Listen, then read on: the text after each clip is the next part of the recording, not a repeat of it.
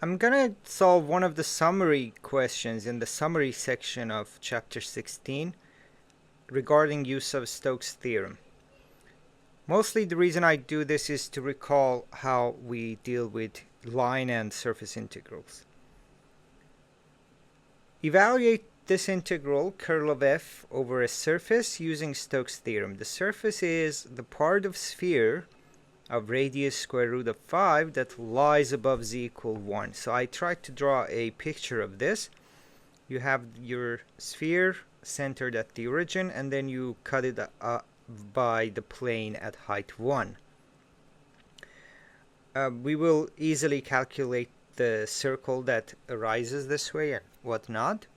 But let's first see what is happening here. So we only look at the cap, the part that is above this plane, and that's a surface, that's a part of the sphere, and then we can integrate a vector field on that, and in this case that vector field happens to be curl of f.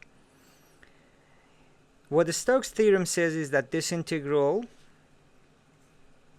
of curl of a vector field f ds over a surface is equal to a line integral over the boundary, partial s, so this is a notation for boundary, of just f dr. So this is Stokes' theorem, and apparently this integral in this case is easier to calculate than this one. For one thing, we don't actually have to calculate the curl of that f.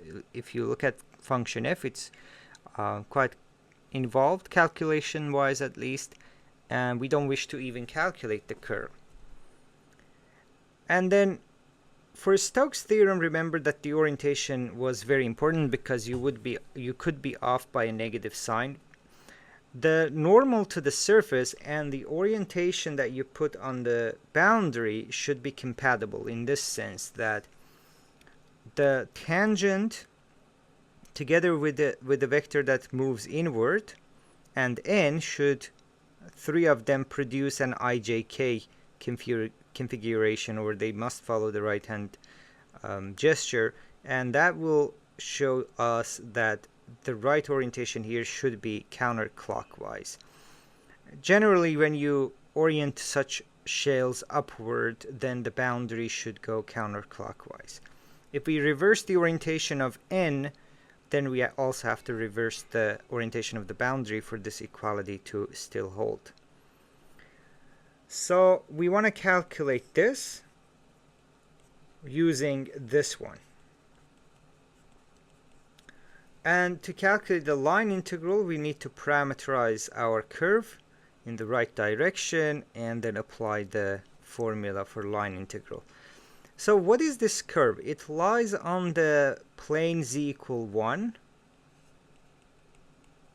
on z equal 1, and is a copy of a circle. So is a copy of, how do I know this? I go to the formula for my sphere and I replace z with 1. So x to the 2, y to the 2 plus 1 is equal to 5.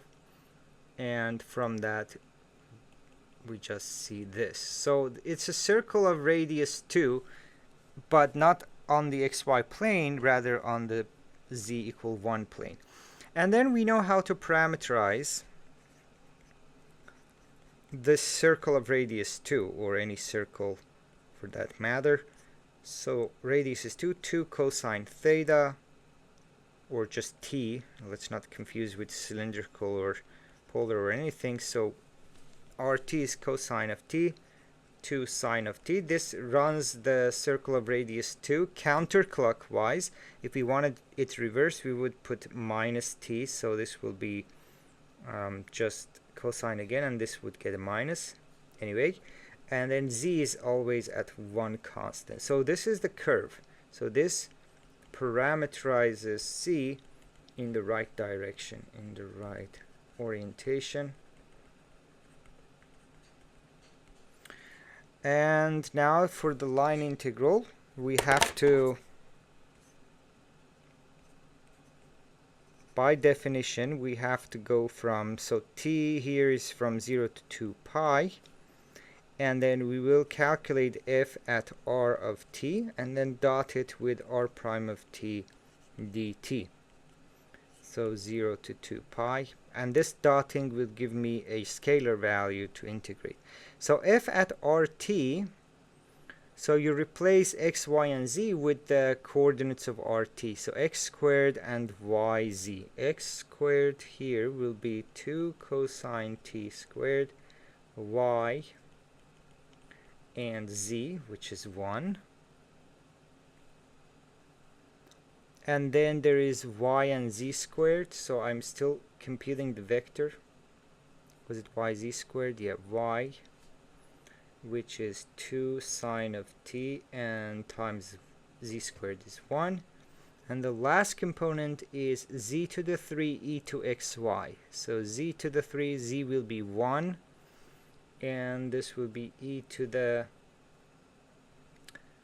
xy. So this may look scary, but here's good news that it will, when dot producting, it will die away. That's how I write actually exam questions, because no matter how complicated you make it there, because it will dot product into a 0 component, it will just go away. So don't be scared by long formulas. That's actually a good sign that it will somehow cancel out. And this you dot product, so this is just vector f at point rt, and we dot product it with derivative, so negative 2 sine of t and 2 cosine of t, and that promised 0 comes here. So this will be from 0 to 2 pi. 0 multiplies and cancels the last component. So here I will get 4, another 4, so 16 cosine squared of t sine squared of t, actually minus 16. And then I will get plus 4 sine of t cosine of t dt. Because of all the symmetries that happens every pi over 2 between these two, and there is no absolute value or power, I'm sure that this integral will be 0. So this is not 0. After integration it's 0. So I can just write minus 16 2 pi. Probably I don't want all of minus 16 here, so I can put minus here, and this is sine of 2t to the power 2. There is a 4 missing, so minus 4. So you can double check that this is equal to this quantity, and then use the half angle formula to finish this. So it will be some negative number, because this is always positive, its integral is positive, and then there's negative behind it. So that's how you go about line integrals. Your first job is to understand the geometry and some sketch, and then you parameterize your curve, of course. So, and also be careful not to overdo things. For instance, we never calculated curl of f.